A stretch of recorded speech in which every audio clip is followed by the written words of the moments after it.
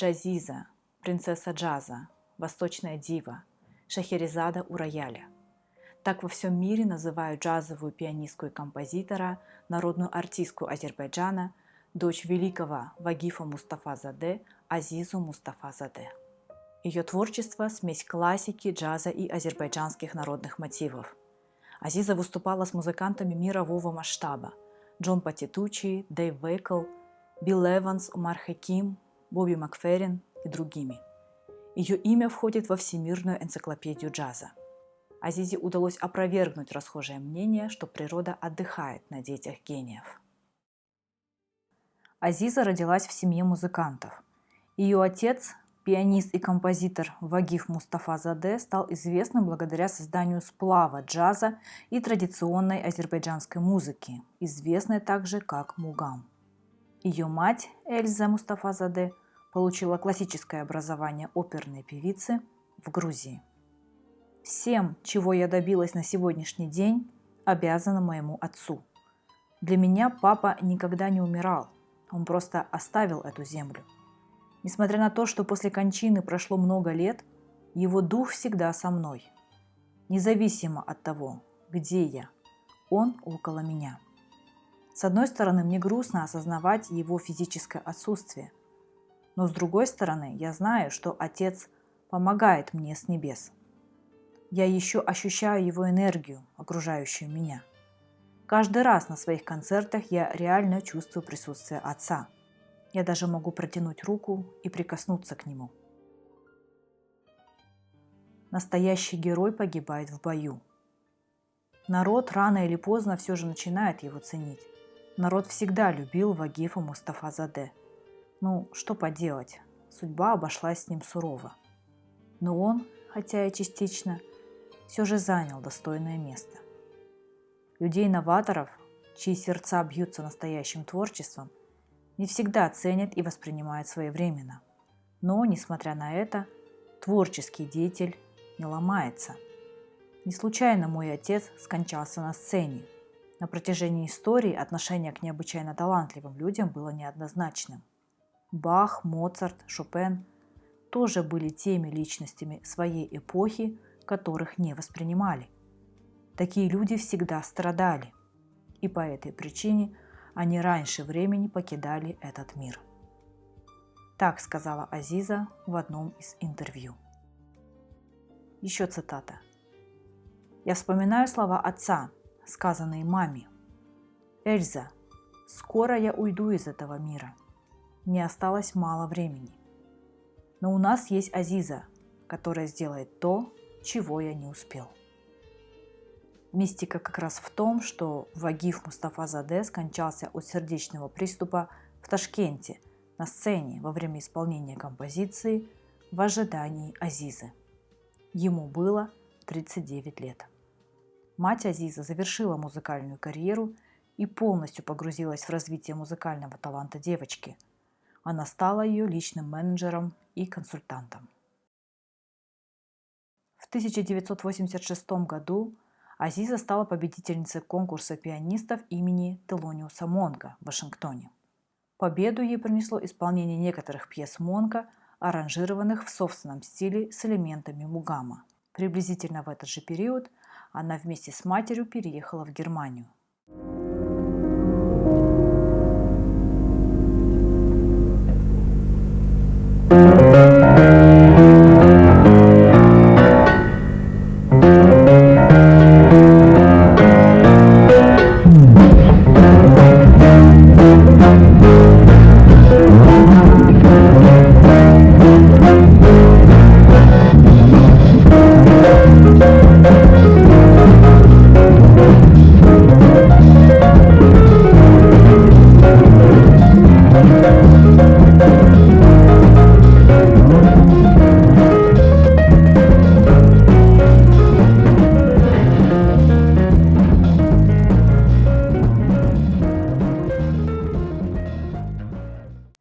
В 1991 году выходит ее первый альбом. Девушка проявляет себя как музыкант с неординарным голосом, отражающим образование и культуру родной страны. Концерты Азизы в странах Европы и за ее пределами собирают полные залы зрителей.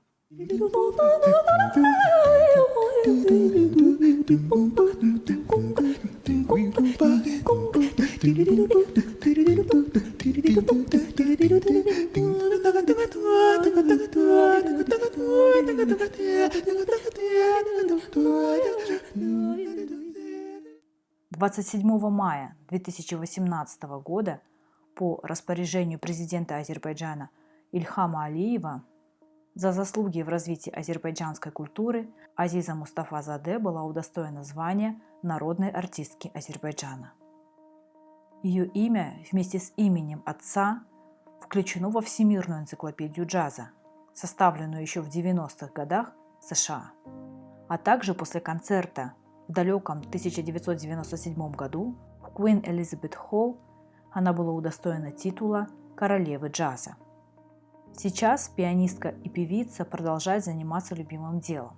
В 2001 году состоялся ее сольный концерт в Германии, на котором она исполнила композиции своего отца и собственные, а также впервые представила публике своего сына, юного пианиста Рамиз Хана.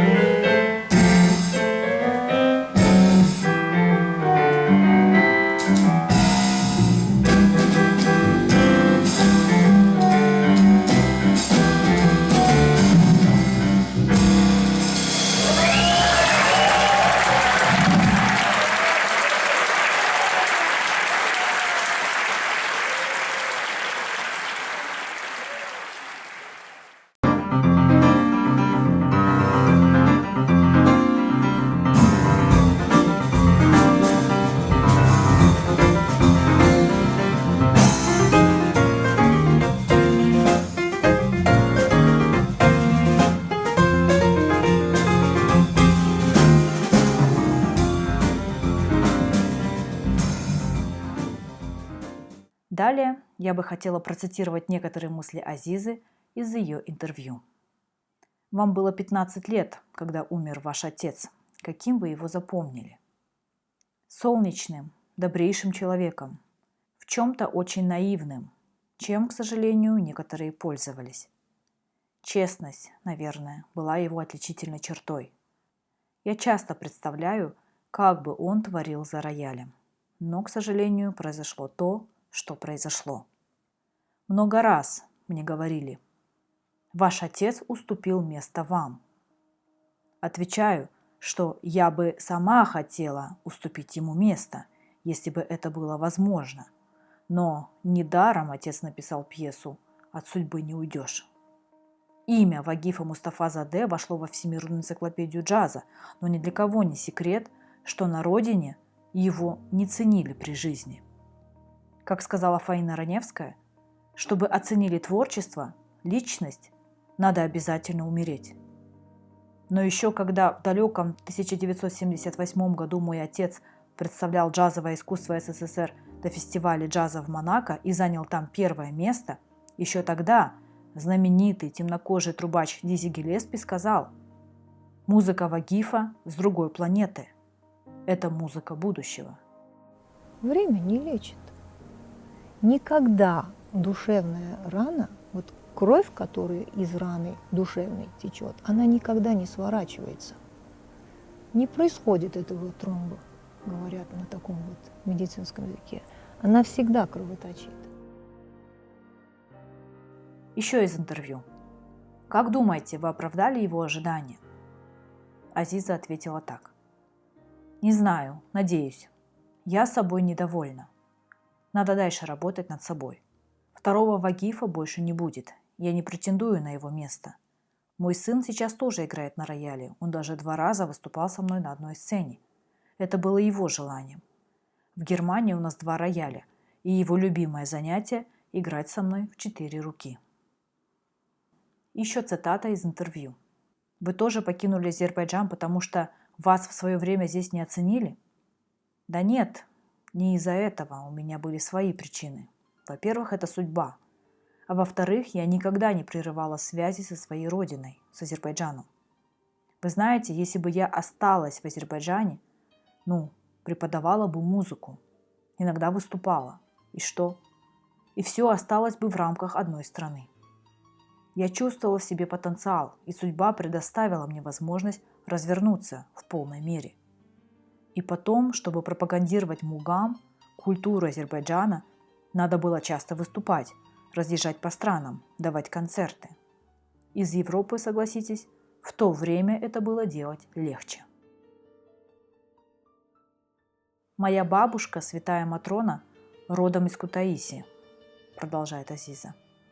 Она неделю находилась в клинической смерти. Все думали, что ее уже нет. Она ждала ребенка в тот момент.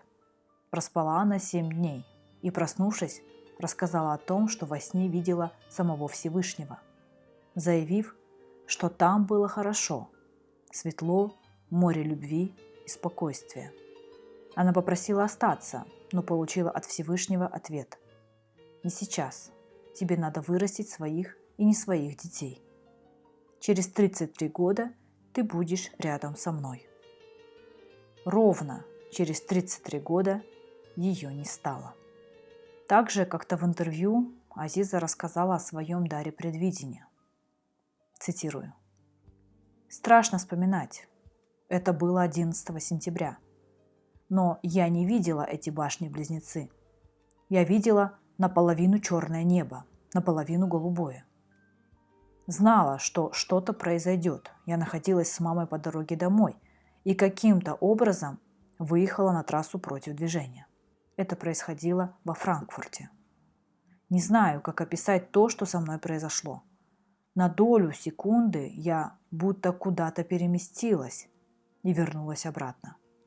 О произошедшей трагедии мне сообщил лучший друг, с которым я дружу 35 лет. Я реально не поняла, в чем дело, не осознала смысл текста, который он мне сказал, а потом увидела все по телевизору. Мы не можем ничего изменить. Все происходит по каким-то неизвестным нам законам. Спасибо, что посмотрели. Ставьте лайки, если информация оказалась для вас полезной и интересной. Подписывайтесь на мой канал. Всем пока!